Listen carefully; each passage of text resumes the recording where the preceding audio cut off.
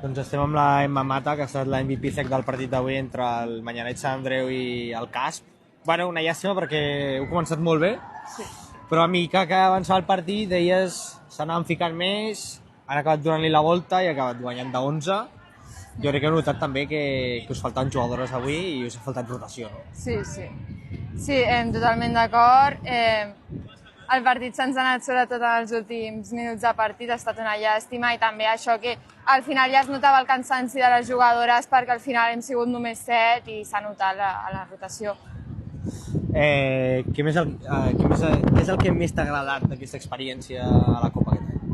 Buah, el que més m'ha agradat és en l'últim partit veure tota la comunitat del col·le animant a la gent que potser al dia a dia no et porta estant, però després et van allà animar i després pels passeigs et diuen molt bé, no sé què, i això està molt xulo.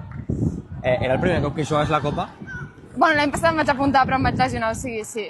O sigui, és el primer cop que la jugues com a tal. Sí, L'any que ve la pots tornar a jugar, no?, per edat? Sí, O sigui, sí. t'esperem l'any que ve... sí, 100%.